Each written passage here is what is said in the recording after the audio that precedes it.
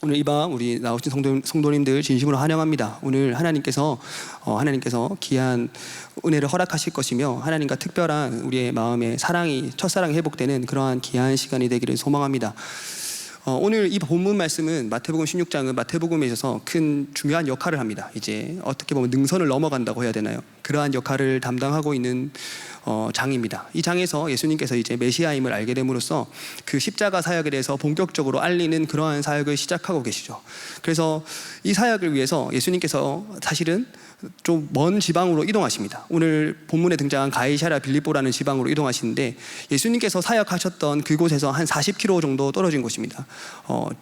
지금으로 가도 꽤 먼 거리죠. 그 꽤 먼 거리를 40km를 예수님께서 도보로 이동하셨습니다. 그리고 그 도시에 도착하셔서 우리가 잘 아는 질문을 하십니다. 너희는 나를 누구라 하느냐? 이 질문을 하죠. 그런데 이 도시로 간 이유에 대해서 우리가 한번 생각해 보길 소망합니다. 이 도시는 사실은 우상 숭배가 가득했던 도시입니다. 그리고 황제의 신전이 있었고 여러 그리스 로마 신화에 나오는 신들의 신전이 있었던 곳이었습니다. 그리고 대표적으로는 판신이 있었고 또 굉장히 그 우상 숭배가 엄청나게 활성화되어 있던 곳이죠. 그런데 예수님께서는 그곳을 의도적으로 방문하셨습니다. 누구와 함께요? 제자들과 함께. 여행의 이유라는 책에서 보면 이렇게 말합니다. 여행을 떠나는 이유에 대해서, 여행을 떠나는 이유는 일상의 상처를 벗어나기 위함이라고 하는 제목을 읽어봤는데요. 그것이 무슨 말이냐면 일상 가운데는 나도 모르게 일상 가운데 나의 삶의 상처의 흔적이 있다는 것입니다. 예를 들면 내가 방에서 울었던 상처의 흔적, 예를 들면 누군가 가족끼리 다툼이 있었던 그 흔적을 벗어나기 위해서 여행을 떠난다는 거죠. 그런데 예수님께서는 오늘 그와 반대로 행하십니다. 어떻게 행하시냐면 오히려 이스라엘 백성이 아픔에 있는 곳으로 걸어가시는 것입니다. 우상 숭배와 황제 숭배가 가득했던 그곳에 가셔서 질문을 하시는 거죠. 너희는 나를 누구라 하느냐? 우리는 이것에 대한 대답을 다 잘 알고 있습니다. 주는 그리스도시요 살아계신 하나님의 아들이십니다. 이 본문 말씀을 볼 때 여기서 한번 이렇게 고백하나라고 생각할 수 있겠지만 사실은 예수님께서 이 고백을 2번 더 받으십니다. 언제 받으시냐? 마태복음 14장에서 한 번 더 받으십니다. 그 배경이 어떠한 배경이냐면 예수님께서 사역을 갈릴리 지방에서 열심히 하셨습니다. 열심히 하시고 그 제자들을 먼저 보내십니다. 제자들을 배를 띄워서 먼저 보내시고 예수님께서는 한적한 곳에 가서 기도를 계속 하십니다. 그 본문에서 우리가 잘 알듯이 예수님께서 강을 걸어오십니다. 강을 뚜벅뚜벅 걸어오니 베드로가 너무 놀랬겠죠, 당연히. 그리고 베드로는 주님이시거든 나를 이곳에 오게 하소서라는 말을 통해서 다시 강으로 나아갑니다. 그리고 우리가 잘 알듯이 베드로가 발을 빠지죠. 그리고 빠지고 너무 당황해서 다시 건져주소서 하고 다시 주님과 배로 함께 돌아가게 됩니다. 이것을 볼 때 사람들이 무엇이라고 하냐면 당신은 하나님의 아들이로소이다 라고 고백을 합니다. 그런데 거기서 고백과 이 고백의 차이는 무엇이냐면 살아계신이라는 그것이 문장이 빠져 있습니다. 그런데 그것은 차차 비밀이 담겨 있고요. 두 번째로 이 고백이 언제 나오냐면 마태복음 27장에서 나옵니다. 마태복음 27장은 어떠한 본문이냐면 예수님께서 십자가에 못 박혀 죽으시고 그 죽으신 장면에서 희장이 갈라지시면서 백부장들이 하는 고백입니다. 당신은 하나님의 아들이십니다. 이 하나님의 아들이시다는 이 고백이 나올 때는 어떠한 일이 일어나냐면 하나님의 이러한 표현을 쓸 수 있지만 신현입니다. 하나님이 나타나셔서 자기 백성에게 바로 하나님을 아는 지식들을 계속해서 부어주시는 거죠. 하나님이 나타나셨다. 그러니까 우리가 예배 중에 이 예배를 드릴 때 바로 하나님이 나타나시고 하나님 임재하시면 우리 가운데 나타나는 반응이 무엇이냐면 바로 하나님을 아는 지식들이 생기는 것입니다. 하나님을 알아가는 마음들이 생기는 것이죠. 하나님은 이 고백을 통해서 이 고백은 무엇이냐면 자신이 이 고백 때문에 사실은 끝까지 예수님께서는 위험에 처하시고 논쟁하시고 변론하시고 싸우시고 사실 이 한 문장 때문에 예수님은 시험을 받으시기도 합니다. 사단에게 하나님의 아들이거든 이곳에 뛰어내리라. 하나님의 아들이거든 돌이 떡이 되게 하라. 이러한 고백들을 계속해서 하죠. 그리고 이 정체성 때문에 우리가 잘 알듯이 십자가에서 돌아가십니다. 그럼 저의 정체성은 무엇일까요? 네, 질문하지 않겠습니다. 질문하지 않고 제가 혼자서 다 할 수 있습니다. 저는. 네, 감사합니다. 저의 정체성은 목사입니다. 집에서의 저의 정체성은 무엇일까요? 아빠일까요? 남편일까요? 전 집에서도 목사입니다. 왜 그러냐면 저는 그 집 청소하는 것을 별로 안 좋아합니다. 저는 청소를 안 해도 괜찮게 살 수 있는 사람인데 저는 특별히 그 아내가 집을 떠났을 때 청소를 합니다. 아내가 집을 떠났을 때 청소하는 것이 마음이 굉장히 편하더라고요. 무엇인가 청소를 해도 어떤 제자리로 돌아가야 된다는 그런 본능도 없고 뭔가 내가 놓는 것이 다 그곳이 정답인 것 같고 이런 마음이 들기 때문에 저 아내가 없을 때 집을 청소하는 것을 굉장히 좋아합니다. 그런데 이제 책상 서랍을 정리하다 보면 제 독특한 것들이 많이 발견됩니다. 어떠한 것들이 발견되냐면 아내가 쓰다만 편지들이 참 많이 발견됩니다. 보통 제가 생각하기엔 쓰다만 편지는 이렇게 다 버릴 것 같은데 그것도 차곡차곡 모아두더라고요. 그래서 뭐 저한테 쓴 편지들이 많이 모아져 있습니다. 보면 뭐 거기서는 오빠라고 합니다. 오빠 오빠라고도 말 안 하고 아무튼 뭐 이렇게 여러 가지 호칭을 불러가면서 합니다. 여러 가지 편지를 뒤져보다 보면 굉장히 낯선 편지가 나옵니다. 분명 여기서 오빠라고 말하는데 여기서 말하는 오빠가 저가 아닌 것 같은 느낌이 들 때가 있습니다. 누구지 여기서 말하는 오빠는? 나랑 갔던 곳이 아닌데 나랑 갔던 곳 누구지? 이렇게 뭐지? 그 담임 목사님께서 설교 중에 종종 그렇게 말씀하시지 않습니까? 결혼하기 전에 다 정리하고 오라고. 그런데 굉장한 그래서 뭐 여기서 말하는 오빠는 누구지? 나랑 간 적이 없는데 계속해서 이런 의문을 가지고 아내가 돌아오면 이것에 대해서 물어보곤 합니다. 뭐냐고 이러면 추억이라고. 그냥 추억이라고. 네, 그래서 제가 그 편지 글 내용을 읽어보면 참 청춘이다 청춘 이러면서 멋지다 이렇게 하면서 제가 혼자서 멋지다 막 이렇게 합니다. 그럼 보기 참 좋더라고요. 그래서 그 모습을 보면서 제가 그래서 아내가 딱 돌아오면 제가 이렇게 말합니다. 집에서도 앞으로 오빠라고 부르지 말라고 목사라고 부르라고. 목사님 오셨습니까?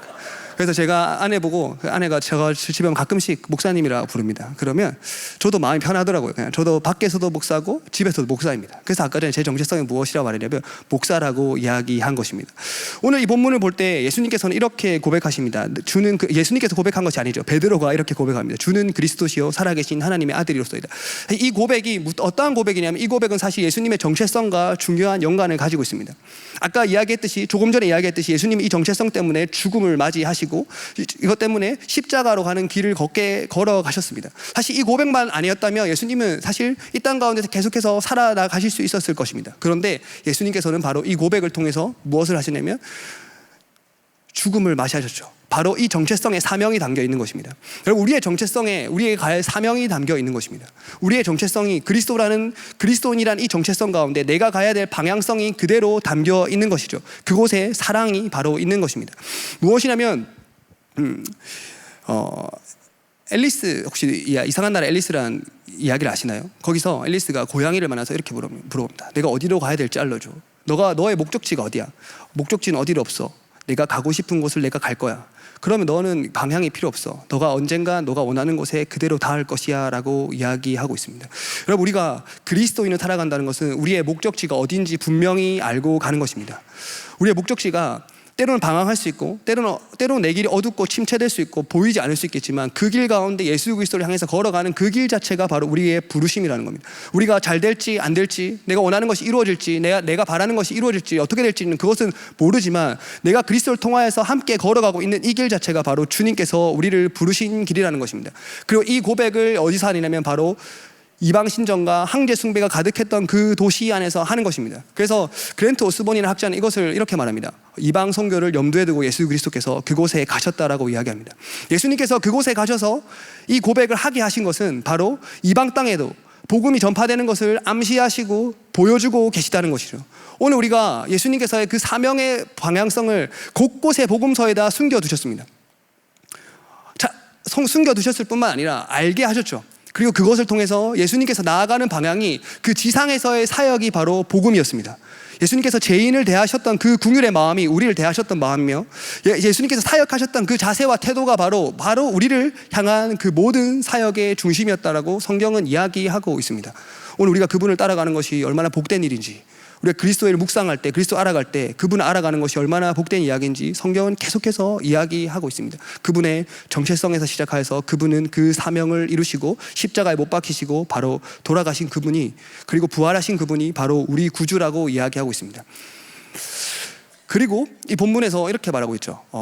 주는 그리스도시요 살아계신 하나님의 아들이로소이다. 이 본문을 볼 때 학자들은 이 글을 인용했다라고 이야기합니다. 혹시 말씀 한번 띄워주시겠습니까? 우리 다 같이 앞에 말씀 한번 큰 목소리로 한번 읽어보겠습니다. 시작.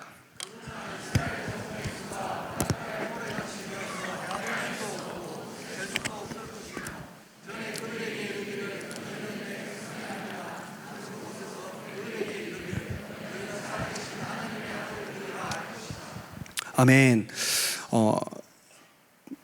이 고백에서 뒷부분에서 이렇게 나옵니다. 하나님의 아들들이 할 것이다 라고 이야기가 나오죠. 그리고 이 본문의 배경은 어떠한 배경이냐면 바로 이런 배경입니다. 하나님의 백성이 아닌 자들이 다시 하나님의 백성이 되는 과정을 말하는 것입니다. 그런데 조금 차이가 있죠. 여기서는 하나님의 아들들이라고 되어 있고 베드로가 고백한 것은 하나님의 아들이시라고 되어 있습니다. 그러면 어떠한 이야기인가 하면 바로 이 고백을 통해서 하나님의 아들이 바로 하나님의 아들들을 회복시킨다는 이야기를 하고 있습니다. 그렇다면 이 고백은 어떠한 고백을 담고 있냐면 바로 하나님의 아들이 세우는 하나님의 자녀들의 공동체에 대한 비전을 품고 있는 것입니다.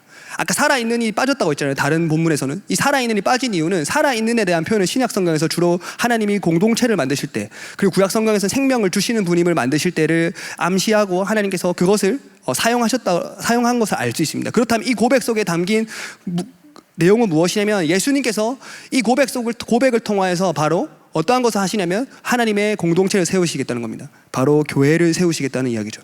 그럼 공동체를 생각하면 어떠십니까? 답답하십니까? 공동체 생각하시면 마음이 아프십니까? 여러 가지 생각이 드실 줄 압니다. 특별히 그 개인주의가 발달하면서 이 공동체주의적인 신앙이 굉장히 외면당하고 있죠. 외면당하고 있고 또 그것에 대해서 우리가 별로 깊이 연연하지 않고 있습니다. 오늘 이 밤에도 이렇게 여기서 기도하고 말씀 듣고 찬양하고 집에 돌아가면 그것이면 다 됐지라고 생각하시는 분도 있을 수도 있습니다. 그런데 오늘 하나님께서는 우리를 공동체로 부르셨다라고 이야기하고 있습니다. 왜 그렇게 부르셨을까요? 고립의 시대라는 책에서 이렇게 충격적인 글들을 읽은 적이 있습니다. 우리가 지금 사는 시대를 초연결 시대라고 부르고 있습니다.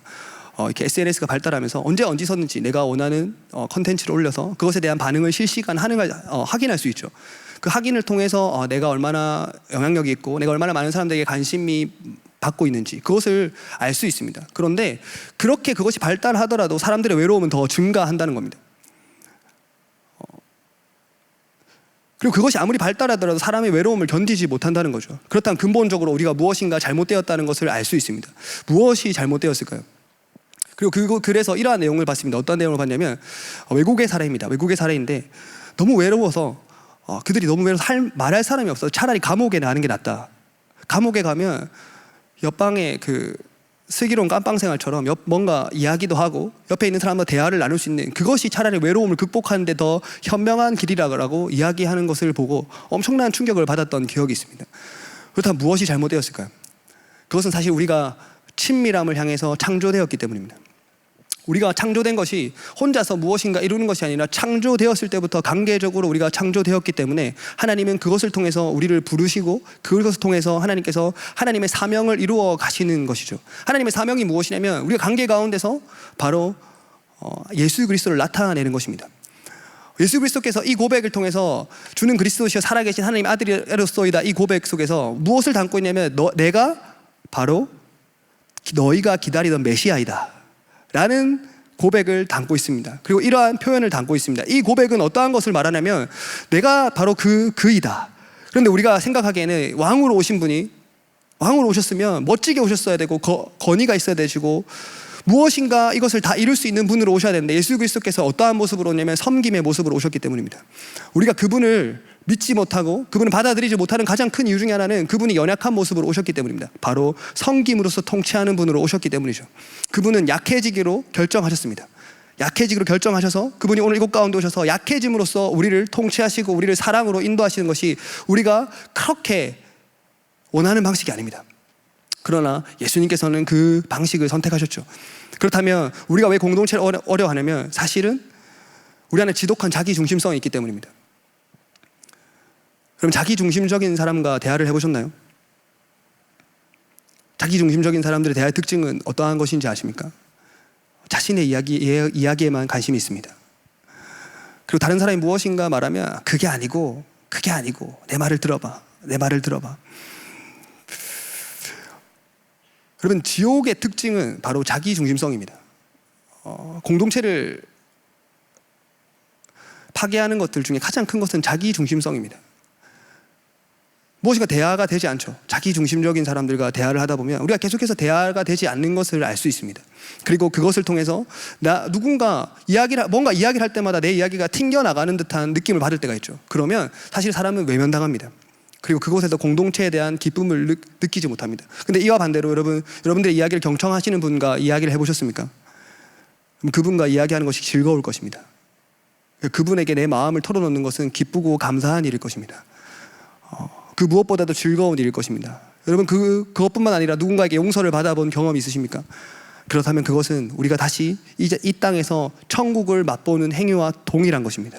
하나님께서는 그래서 일종의 천국의 맛을 보여주기 위해서 공동체라는 것을 부르셨습니다. 그래서 요한 1서에서도 이렇게 말하고 있죠. 사랑하지 아니하면 너희가 내 사람이 아니다.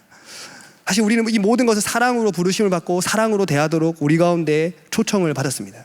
예수님께서 이렇게 말씀하시는 거죠. 혹시 샤르트르의 닫힌 방이라는 희곡을 아십니까? 네, 이 희곡은 세 명의 주인공이 등장합니다. 그리고 이 세 명의 주인공은 각자의 죄로 인해서 닫힌 방이라는 곳에 들어오게 됩니다. 그런데 이것은 지옥의 이미지를 그리고 있는데 사실은 큰 지옥의 이미지가 어떠하냐면 불이 있거나 무슨 우리가 상상하는 듯 삼지창을 들고 있는 악마가 나타나서 푹푹 찌르거나 하는 그런 이미지가 아닙니다. 어떠한 이미지냐면 그냥 그 세 명이 자기 중심적인 사람들입니다. 대화가 전혀 되지 않고 내가 이해받지 못하고 소통받지 못한다는 그러한 느낌으로 계속해서 그 자리에 있게 만듭니다. 그리고 같이 있는 것이 너무 불편해지는 거죠. 여러분들도 다 아실 것 같습니다. 누군가 같이 있으면 불편해지는 그 자리, 내가 수용받지 못하고 내가 한 공동체로 들어가지 못하는 그 자리에서 그 세 명이 계속해서 그 닫힌 방에 있는 것입니다. 그래서 그곳에서 우리가 잘 아는 유명한 표현이 나오죠. 타인은 지옥이다. 그럼 그 중심성에서 벗어나기 위해서 그리스도께서 우리 가운데 오신 것입니다. 우리는 우리밖에 모르도록 지금 마음이 구부러져 있다고 말하고 있습니다. 죄성이라는 것이 다양하게 표현할 수 있겠지만 우리의 마음이 구부러진 것입니다. 우리의 마음이 어디로 구부러졌냐면 바로 자신 안으로 끊임없이 구부러진 것이죠. 이 구부러진 마음이 사실은 우리가 가지고 있는 큰 죄악성 중 하나입니다. 죄성 중 하나입니다. 그래서 다른 사람을 유익하게 하기보다 섬기기보다는 무엇을 좋아하냐면 내 자신을 섬기는 것들을 훨씬 더 좋아합니다. 그리고 내 중심적으로 내가 이 땅에서 왕이 되고 싶은 것을 훨씬 더 좋아하고 사랑하죠. 이것이 죄의 본질 중에 하나라는 것입니다. 그런데 오늘 그리스도께서 이것을 타파하시고 깨시고 어떠한 것을 이루시려면 살아있는 하나님이 바로 하나님의 아들이 만드는 하나님의 자녀들의 공동체로 우리를 초대하고 계신 것입니다. 여러분 오늘 이곳 가운데서 물론 우리가 하나님과 깊은 교제가 있겠지만 우리가 서로에 있는 진에서나 또 다양한 교제 가운데 참된 기쁨이 회복되길 소망합니다. 하나님께서 그것을 원하시고 또한 그것을 향해서 우리를 부르셨습니다. 하나님이 그렇게 인도하실 줄 믿습니다. 그럼에도 우리가 쉽지 않습니다. 사실 이것을 고백함으로도 우리가 참 쉽지 않은데 사실 그 이유 중에 하나는 무엇이냐면 음부의 건세가 오늘 본문 말씀에서 읽어보면 음부의 건세라는 표현이 나옵니다. 이것은 구약을 볼 때 스월, 죽은 자들이 갇힌 곳이라고 보는 그러한 견해들이 참 많이 있습니다. 그리고 창세기에서도 등장합니다. 대적의 문, 지옥의 문이라고도 등장하죠. 교회를 대적하는 것이 분명히 있습니다. 그리고 우리의 신앙생활을 대적하는 자들이 있겠죠. 그리고 이것은 악의 우리를 대적한 악의 총 상징이라고도 볼 수 있는데 이들이 하는 것은 무엇일까요? 이들이 하는 것은 주가 그리스도임을 보지 못하게 하는 것입니다. 주가 그리스도이심을 교회에서 다른 것 다 선포돼도 그리스도가 주님이시다 이것이 선포되지 않으면 아무 소용이 없습니다. 제가 한 책에서 읽었던 그 충격적인 내용이 있습니다. 사단이 도시를 완전히 지배하면 어떠한 모습일까요? 여러분들이 상상하면 어떠한 모습이 될까요? 그 책에서는 이렇게 말합니다. 교회가 붐빌 것이다. 찬양도 들릴 것이다. 사역이 활발할 것이다. 그러나 그곳에 그리스도가 선포되지 않을 것이다. 그러면 그곳이 어떠한 것이냐면 그리스도가 없는 기독교가 되는 것이죠. 사실은 그것은 우리의 핵심이 빠진 가시가 된 것입니다. 하나님께서 오늘 우리를 부르셨다는 것은 무엇이냐면 그리스도를 알도록 부르셨습니다. 그리고 조금 전에 고백했던 것처럼 그리스도께서 나타나셨다는 것은 어떠한 것이냐면 바로 그리스도를 통해서 우리가 그분을 알아가고 그분의 삶을 따라가도록 우리가 부르심을 받았다는 거죠. 저는 얼마 전에 그 교회에서 이렇게 또 감사하게 또 기회를 주셔서 그 이스라엘 성지를 다녀왔습니다. 이스라엘 성지를 다녀왔는데 저는 이제 두 번째 방문하는 겁니다. 두 번째 방문하는 건데 제 마음속에 가장 깊이 기억에 남는 장소는 어디냐면 홀로코스터 추모관이 있습니다. 홀로코스터 추모관이 있는데 그 추모관에 가면 이스라엘 그 유대인들이 겪었던 어려움들이 다 이렇게 역사별로 연도별로 다 정리가 되어 있습니다. 정리가 되어 있어서 그것을 보면 마음이 참 어렵습니다. 이게 적나라하게 다 공개합니다. 그때 있었던 그런 시신을 정리했던 방법들, 고문했던 방법들, 이런 것들을 다 보면서 사람이 어떻게 이렇게 끔찍한 일을 할 수 있을까라고 보여줍니다. 그런데 그 중에서도 제가 가장 의미 있게 봤던 거는 그래도 이러한 섹션이 있습니다. 어디 섹션이냐면 의로운 이방인들이라는 곳이 있습니다. 그렇게 어려웠던 시기에 유대인들을 구해줬던 사람들이 있습니다.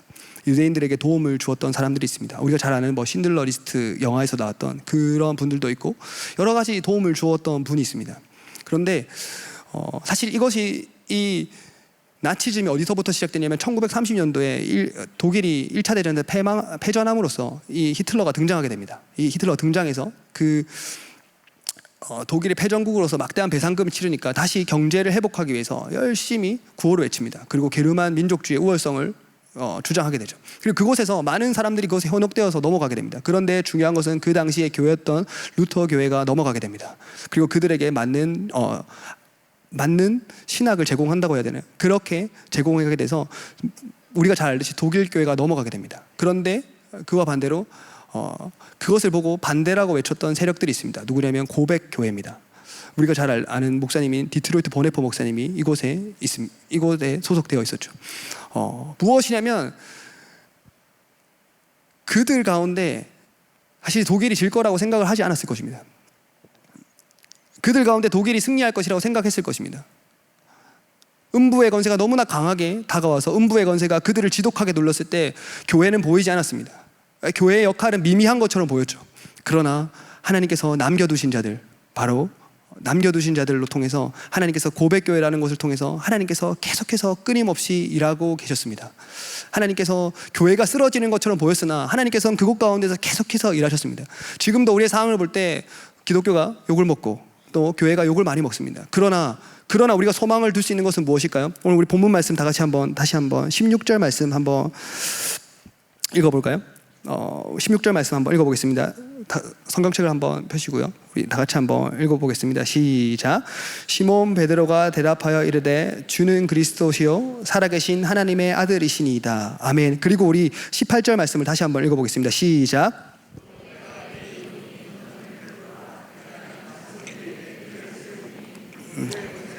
이지 못하리라. 아멘. 여러분 여기서 무엇이라고 말합니까? 교회가 공격을 당하고 있고 성도가 어려움을 당하고 있어도 내가 이 반석 위에 교회를 세운다고 말하고 있습니다. 이 교회의 주인이 누구라고 말합니까? 주님의 교회라고 이야기 말하고 있습니다. 그렇기 때문에 우리가 소망이 있는 것입니다. 이것이 베드로의 교회도 아니고 누구의 교회도 아니고 바로 이 교회가 주님의 교회이기 때문에 소망이 있는 것이죠. 성경 말씀에 이런 말씀이 있습니다. 이렇게 말합니다. 우리가 그리스도 안에서 한 몸으로 부름을 받아 지체가 되었느니라. 그의 몸이 되었느니라. 그리고 에베소서 1장 23절에서 이렇게 말합니다. 교회는 그의 몸이니. 우리가 성도가 되고 교회로 온 이상 우리는 그분의 몸입니다. 여러분 그분은 그분의 몸을 치료하기를 기뻐하십니다. 여러분 상처받은 사람들은 상처받은 것을 치료하는 것을 기뻐합니다. 왜냐하면 그것이 회복되기 때문입니다. 여러분 우리 주님이 이 땅 가운데 오셨을 때 가장 큰 감정의 특징이 무엇인지 아십니까? 궁유를 입으셨습니다. 그분이 궁유로 살갗을 입으시고 이 땅 가운데 오셔서 아픈 자들을 찾아다녔습니다. 그리고 그들을 치료하셨습니다. 왜냐하면 그분이 그분의 몸을 치료하신 것입니다. 여러분 우리 마음 가운데 상처가 있습니까? 또 우리 교회 가운데 아픔이 있습니까? 우리가 좌절하지 않을 수 있는 이유는 우리가 그분의 몸이기 때문입니다. 그분은 그분의 몸을 치료하기를 기뻐하십니다. 우리 구주께서는 이 땅 가운데 오셔서 우리의 몸을 자신의 몸처럼 여기십니다. 그리고 그 몸을 치료하기에 주저함이 없으십니다. 그리고 그 몸을 치료할 때 그분은 그것으로 영광을 받으신다는 거죠. 우리 구주께서 언제 영광을 받으시냐면 우리가 잘 기억하고 생각해야 될 것은 자신의 몸을 치료할 때 우리가 자신의 몸을 맡길 때 어떠한 감정이 드냐면 마치 자녀들이 우리에게 달려오는 것 같은 사랑하는 사람이 나에게 달려와서 나 좀 도와주세요. 내가 아파요. 도와주세요. 여러분 그럼 어떠한 마음이 듭니까? 기꺼이 도와주고 싶은 마음과 감정이 생깁니다. 우리가 그 사람을 대할 때 나 자신의 몸처럼 대하기 때문입니다. 여러분 주님이 우리를 그렇게 대하십니다. 주님이 그렇게 우리를 선대하십니다. 주님이 우리를 외면하지 않고 주님께서 우리를 부르십니다.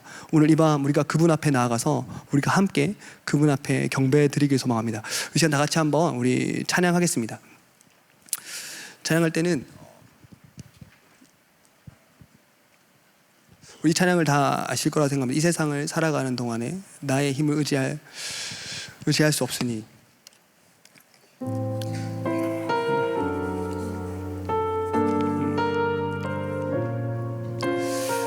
우리가 이 시간에 고백할 때 우리가 나의 힘을 의지하는 것이 아니라 나의 주인이신 우리가 주님을 의지하게 소망한다면서 이 시간 이 고백을 가지고 우리가 다 같이 한번 주님 앞에 나가겠습니다.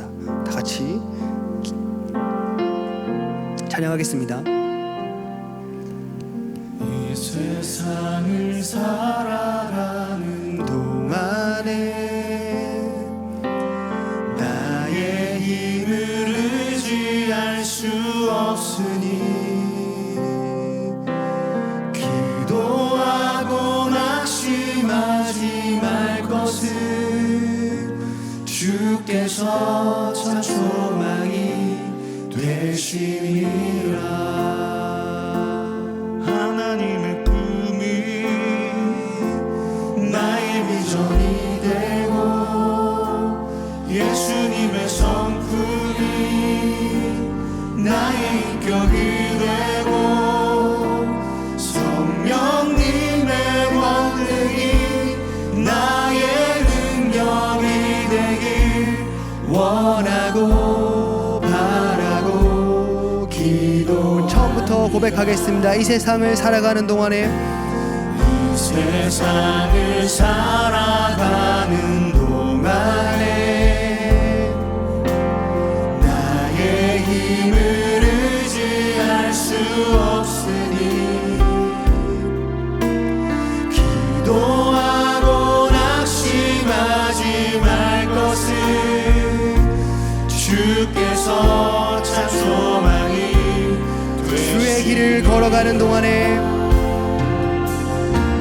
주의 길을 걸어가는 동안에 세상의 것 의지할 수 없으니 감사하고 낙심하지 말 것을 주께서 참 기쁨이 되시니 하나님의 꿈이